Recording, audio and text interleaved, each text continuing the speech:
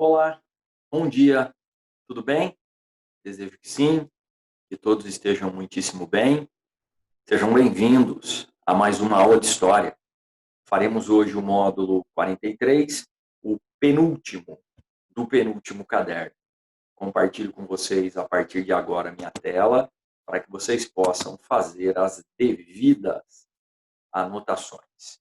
Então, vos apresento a página inicial, módulo 43, e, como sempre, a nossa lousa digital, o nosso resumo, tá bom?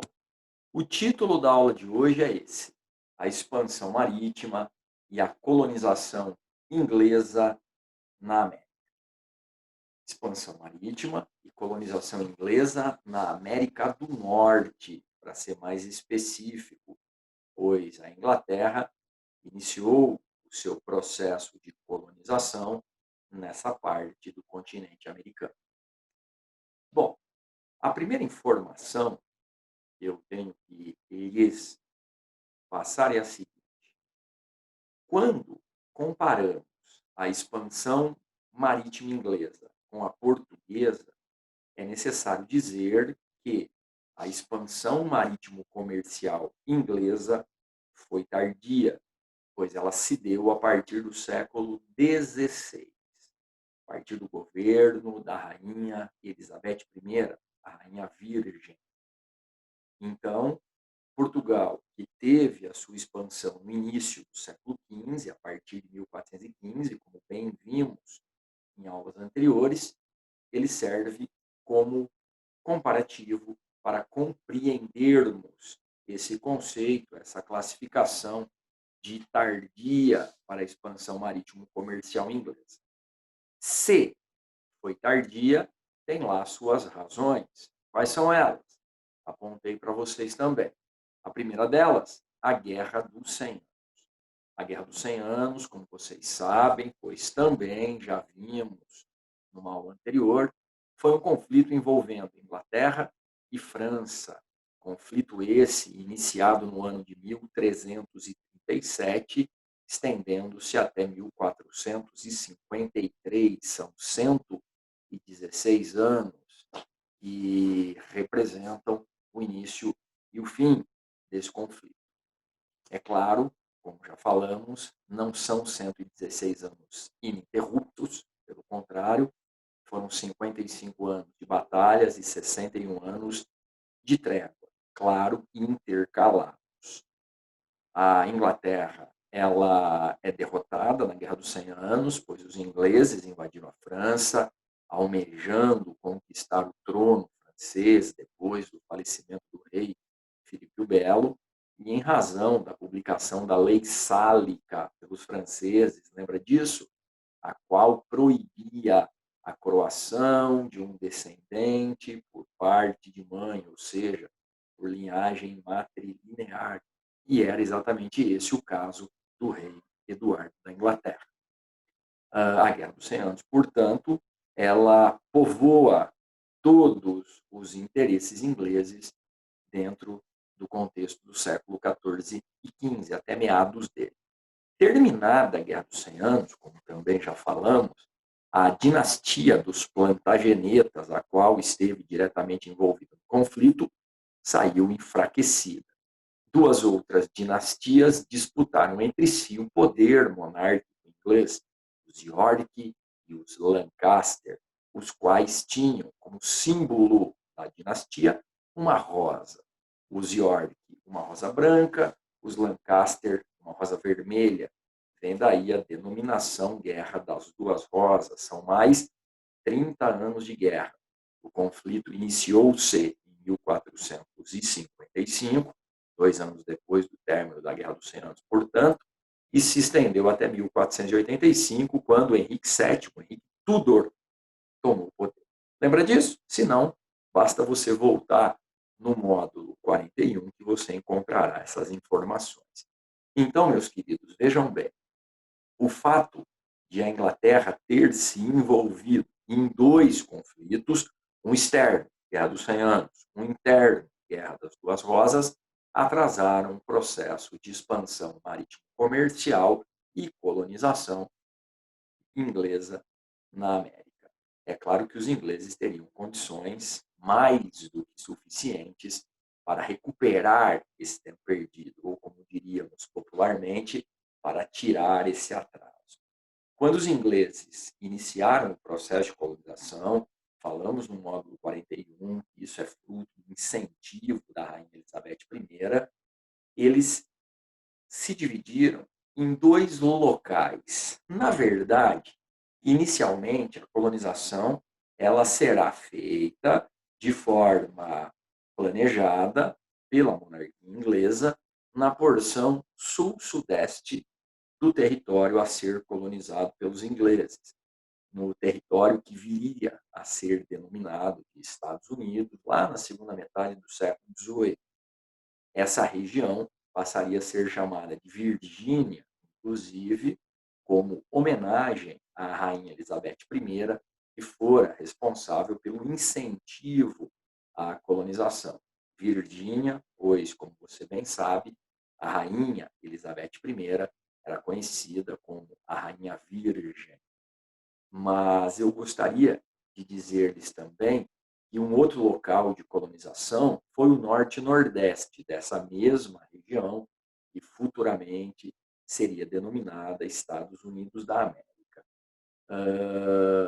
Essa região será chamada de Nova Inglaterra, e ela não tinha grandes diferenças, principalmente climáticas, e também por conta disso, de cultivo agrícola, comparando com a própria Inglaterra. Então, desenvolveriam dois modelos de colonização ambíguos, completamente diferentes. Aliás, já disse isso uma vez, volto a repetir, a colonização, ou o modelo de colonização implementado na região norte e nordeste da área colonial inglesa, ali próximo do Vale do Rio São Lourenço, ele é único, ele é singular. Todo o continente americano teve um modelo de colonização de exploração, exceto esse pedaço do território que você, olha, encontra a título de observação na página 50 da sua apostila. Então, eu sugiro que você dê uma olhada, pois você encontrará aqui, especificamente apresentado na página 50, as 13 colônias, certo? E as 13 colônias, meus queridos, elas reúnem esses dois modelos. Então, eu gostaria de dizer-lhes que de Maryland rumo norte é colonização de povoamento.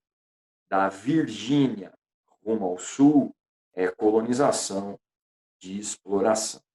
Tudo bem? Então, eu peço para que depois você dê uma olhadinha nisso, certo? Para que você possa verificar a diferença desses modelos de colonização, certo? Bom, então, costuma-se dizer que norte e nordeste do litoral norte do continente americano, a Nova Inglaterra, por conta do clima temperado da região, teve uma colonização de povoamento. Volto a dizer, essa colonização de povoamento é única, é singular, é exclusiva no continente americano. E tem como características os seguintes aspectos: pequenas e médias propriedades rurais. Temos aí, inclusive, as propriedades familiares, que se destacam. As pessoas que primeiro chegaram nessa região vieram em razão das perseguições religiosas que sofriam na Europa, de modo geral. Não só na Inglaterra, mas também lá. Os anglicanos perseguiam os puritanos e muitos destes fugiram para a América. Franceses também fugiram, os calvinistas perseguidos pelos católicos. Também viriam judeus para aquela região, tanto é que Nova York, antes de ser chamada de Nova York, era chamada de Nova Amsterdã. Também viriam escoceses, presbiterianos, viriam irlandeses, viriam germânicos ou alemães, se vocês preferirem. Enfim, a região recebe principalmente esses emigrados por questões religiosas. E eles vieram para desbravar o território, mas com o intuito de ali permanecer. Não tinham pretensões de retornar para o continente americano. Por isso que a denominação é específica. A Nova Inglaterra, viver na América dentro dos moldes que se vivia na Inglaterra. Pequenas e médias propriedades rurais, portanto, principalmente na organização familiar. Policultura de cereais, eles vieram cultivar na região o que estavam habituados a cultivar na Europa, na Inglaterra, na França, na Escócia, na Irlanda, enfim, trigo, aveia, cevada, centeio, tudo bem? Estes se tornaram os principais produtos cultivados nessa região. Além disso, estabeleceu-se ali o trabalho livre como forma de produção. Esse trabalho livre pode ser familiar, pode ser assalariado e pode ser uma espécie de servidão temporária, chamada de indentured servantes, ou seja, um europeu que quisesse vir para a América contatava um indivíduo que na América já vivia para que ele pudesse patrocinar-lhe a viagem. E quando este patrocinado chegasse na América, trabalharia por um tempo pré-estabelecido como forma de saldar as suas dívidas. O nome desse modelo é indentured servantes ou servidão temporária. Detalhe, produção destinada ao mercado interno, pois trigo, aveia, cevada e centeio na Europa tinha de monte, certo? Detalhe, como a região não tem um vínculo estreito com a metrópole, como se verificará na outra região, eles próprios desenvolveram manufaturas, pois se eles não exportavam alimentos, matéria-prima, coisa que o valha, eles próprios utilizavam isso nas suas manufaturas e, naturalmente, desenvolveram o comércio marítimo, principalmente aquele comércio denominado triangular. Por que triangular? Pois eles compravam melaço na América Central, ou o próprio melaço produzido na região sul-sudeste, nas suas manufaturas. Eles transformavam esse melaço em rum, levavam esse rum para o continente africano, convertiam a bebida em escravos, traziam esses escravos e comercializavam na América. Então, eles agiam como se tivessem, ou melhor, eles agiam de forma autônoma, eles agiam como se não tivessem uma metrópole. A Inglaterra era a metrópole, mas nessa região havia uma pseudo-liberdade. Havia uma autonomia econômica, havia inclusive uma manifestação de autonomia política, pois eles próprios escolhiam os seus governantes. O nome disso era autogoverno. Vejam vocês que a Inglaterra deixou essa região à vontade, pois não havia nada que interessasse tanto a Inglaterra nessa região. É claro que isso, no futuro, traria seríssimos problemas que resultariam num processo de independência, pois quando a Inglaterra, derrotada numa outra guerra, derrotada coisa nenhuma, quando a Inglaterra, vitoriosa numa outra guerra contra a França, a chamada Guerra dos Sete Anos, que começa em 1756 e vai até 1763, vitoriosa, mas endividada.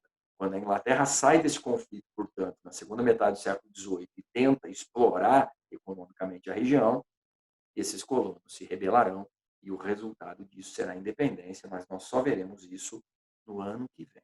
Tudo bem? Então, por enquanto, eu quero que vocês compreendam isso. A região norte e nordeste é uma região autônoma. Fabiano, mas não é colônia da Inglaterra? Sim, é. Era uma região colonial, mas era uma região colonial que usufruía de uma certa liberdade, tanto econômica quanto política. E volto a dizer, se no contexto mercantilista o que interessava para a metrópole eram os metais preciosos, os produtos tropicais e as matérias-primas, e essa região não tinha nada disso a oferecer-lhes, a região teve a sua autonomia. Portanto, concedida, ou até mesmo, né, uma autonomia não, digamos, controlada, ou não, digamos, que não interessasse à metrópole o controle dessa região. Tudo bem? Fugiu-me a palavra que eu estava procurando, mas tudo bem. É uma região autônoma, tanto nos aspectos econômicos quanto nos aspectos políticos, por se tratar de uma região localizada numa área de clima temperado, o que não possibilitava, volto a dizer, a exploração mercantilista em busca de produtos tropicais e matérias-primas. Certo? Volto a repetir, é uma região única, singular, exclusiva, no contexto da colonização americana, seja inglesa, francesa, portuguesa, espanhola, holandesa, enfim. No sul-sudeste a história é outra. Mas antes de falar do sul-sudeste, eu gostaria de concluir a ideia da colonização norte-nordeste com a leitura de 2 parágrafos de um livro desse historiador que está nos canais, nas mídias, certo? Chamado Leandro Carnal, professor da Unicamp, aposentado atualmente, e o livro dele fala dos Estados Unidos, a formação da nação. É claro que para poder falar da formação dos Estados Unidos, ele vai buscar raízes, ele vai buscar a base no modelo de colonização. Então, ele abre aqui um subtítulo dizendo Colônias do Norte. As colônias do norte da costa atlântica apresentam um clima temperado, semelhante ao europeu. Dificilmente esta área poderia oferecer algum produto de que a Inglaterra necessitasse. Essa questão climática favoreceu o surgimento único no universo colonial das Américas, de um núcleo colonial voltado à policultura, ao mercado interno e não totalmente condicionado aos interesses metropolitanos.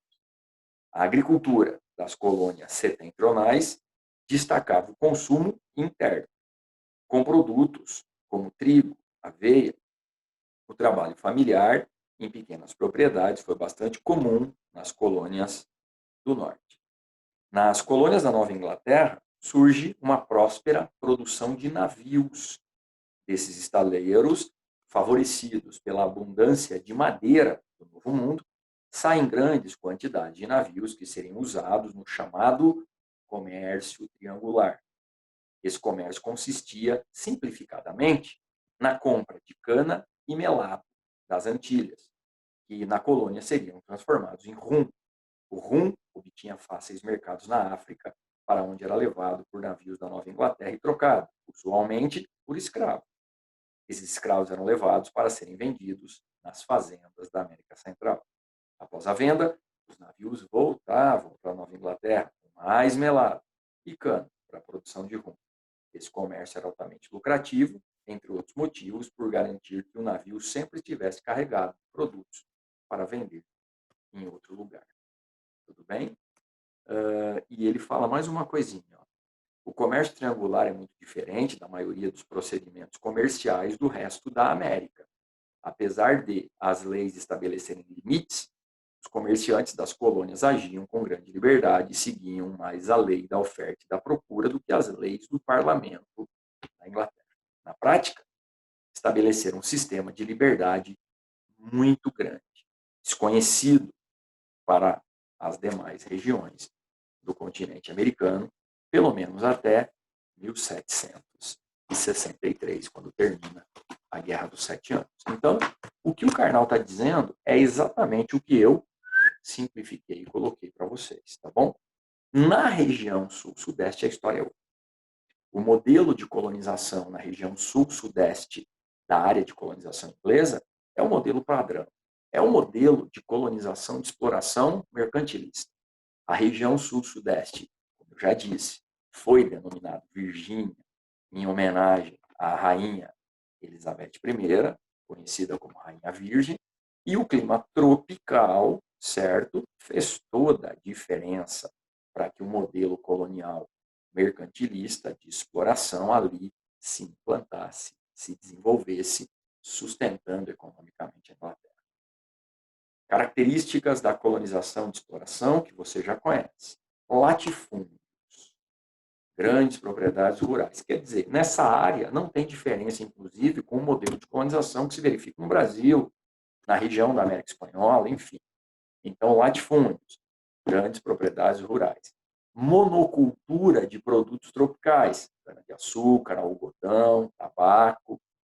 Mão de obra escrava africana, tráfico de escravos, como nós já vimos, sustentado pela própria ação de autonomia econômica do Norte. Esse tráfico ele era mantido dentro do contexto do comércio triangular que nós já falamos. Produção destinada ao mercado externo, produção destinada à metrópole. Ou seja, se no modelo de colonização, de povoamento, há autonomia econômica, no modelo de colonização e exploração, há dependência econômica, certo? Vamos ver o que o Leandro Carnal fala dessa área de colonização no sul-sudeste, que é mais fácil de compreendermos, porque é frequentemente repetida. As colônias do sul, por sua vez, abrigaram uma economia diferente. Seu solo e clima eram mais propícios para uma colonização voltada aos interesses europeus, a influência do clima tropical. O produto que a economia sulina destacou desde cedo, o tabaco. O tabaco implicou uma permanente expansão agrícola por ser uma planta exigente, que esgota rapidamente o solo, obrigando os colonos do sul a abrir novas áreas de cultivo. O fumo tornou-se um produto fundamental no sul, como diz o historiador Léo Huberman, utilizado na aula anterior, lembra? A vida, em todo o sul, achava-se envolta numa folha de fumo. A falta de braços para o tabaco em pouco tempo impôs o uso do escravo. Esse trabalho escravo cresceu lentamente, posto que, como vimos, o trabalho branco servil foi predominante no norte. A sociedade sulina que compõe essa economia é marcada, como não poderia deixar de ser, por uma grande desigualdade. Beleza, então ele está dizendo aqui o seguinte, ó, podemos identificar com clareza duas áreas bastante distintas nas 13 colônias. As colônias do norte, com predominância da pequena propriedade, do trabalho livre, de atividades manufatureiras e com um mercado interno relativamente desenvolvido, realizando o comércio triangular. As colônias do sul, com o predomínio do latifúndio, voltado quase que inteiramente à exportação, ao trabalho servil e escravo, e pouco desenvolvidas quanto às manufaturas. Essas diferenças serão fundamentais tanto no momento da independência quanto na Guerra Civil, mas isso é assunto para vermos também no ano. Tudo bem?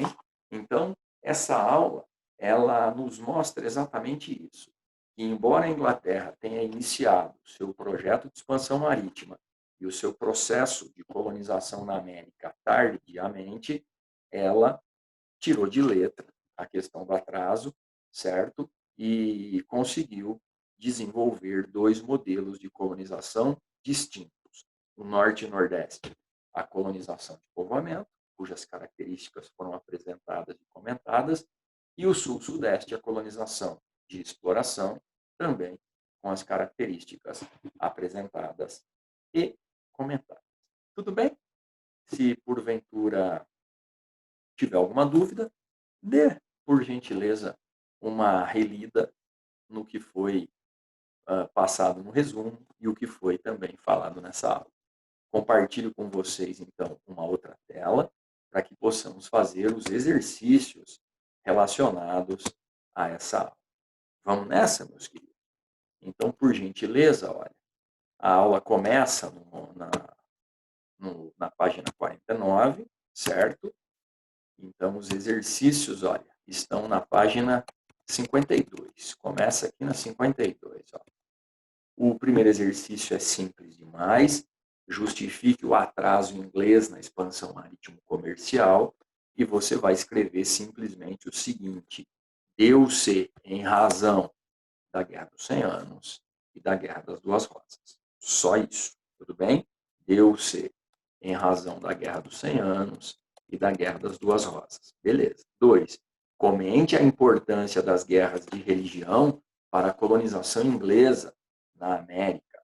Então, escreva assim: as guerras de religião na Europa favoreceram a emigração para a América do Norte, beleza?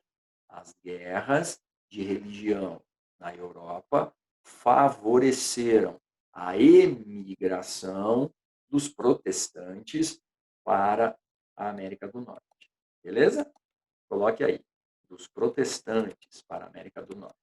Terceira, como podemos justificar o desenvolvimento das colônias da Nova Inglaterra em comparação com o das demais áreas de colonização? Opa! Você pode escrever como está aí, ele está apresentando, na verdade, todas as características, mas você pode ser direto. Deu-se em razão do modelo de colonização de povoamento. Acabou, tá bom? Deu-se em razão do modelo de colonização de povoamento. Foi isso que fez toda a diferença, tá bom? Então, terceira, deu-se em razão do modelo de colonização de povoamento. 4. Sobre o autogoverno, no processo de colonização das 13 colônias, é válida a seguinte afirmação. Tratava-se de um governo nas colônias. Lembra que eu disse? Autogoverno, governo nas colônias. Autonomia política, alternativa C. Tá bom? E a 5, olha, ela está falando exatamente daquele comércio triangular. Você consegue acompanhar as setinhas, certo? E percebe do que se trata. Então, observe o mapa em que estão representados os intercâmbios comerciais das colônias inglesas da América do Norte. Considerando-se as informações desse mapa e outros conhecimentos sobre o assunto, é correto afirmar que, ó,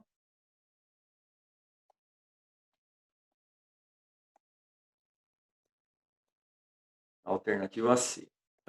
A B, meus amigos, ela até começa bem, mas no final, quando fala que as colônias do sul ficavam isoladas, isso não é verdade, elas estão dentro do comércio triangular, tá bom? O comércio intercolonial e intercontinental se desenvolveu nas colônias inglesas da América do Norte, apesar das tentativas ineficazes de aplicação das leis de navegação por parte da metrópole, tá bom? Então, C. 6. Observe com atenção o mapa que retrata o processo de colonização europeia da América do Norte, tá bom? Em relação a esse processo, considere as afirmativas a seguir. Olha, isso de novo, bem legal, tá? Bom, ele coloca aqui, ó, colônias inglesas, verdinho, colônias francesas, o amarelinho, colônias espanholas, o laranja, né? A Flórida, Cuba, ali laranja, a França aqui, ó, essa região amarela é a Louisiana, tá? E aqui já é o território próximo de Quebec, no atual Canadá. Bom, a fundação de Nova York por puritanos em 1626 marcou o início da ocupação inglesa das 13 colônias no atual território dos Estados Unidos. Verdadeiro?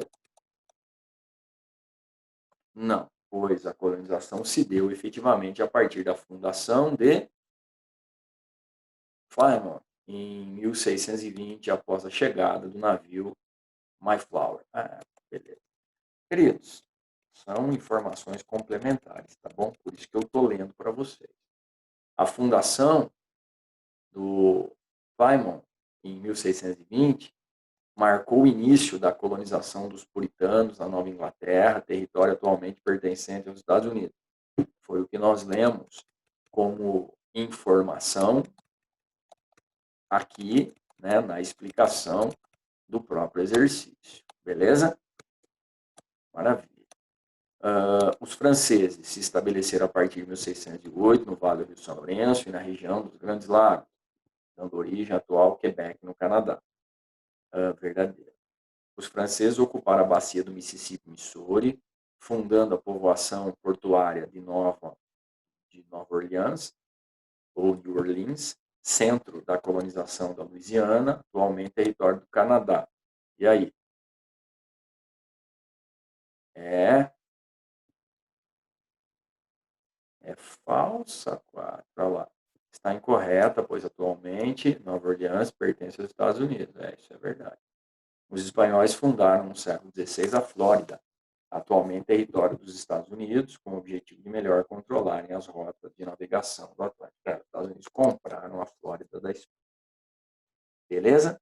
Então, esse último é mais um complemento de tudo que foi dito anteriormente. Tá bom? E assim finalizamos mais um módulo. E na nossa próxima aula, no nosso próximo encontro, nós mudaremos de assunto. Nós falaremos do absolutismo francês. Beleza? E a primeira aula do próximo caderno, tratará especificamente da colonização francesa na América. Tá bom? Vejo vocês. Até lá. Um abraço. Valeu. Até mais. Fiquem bem.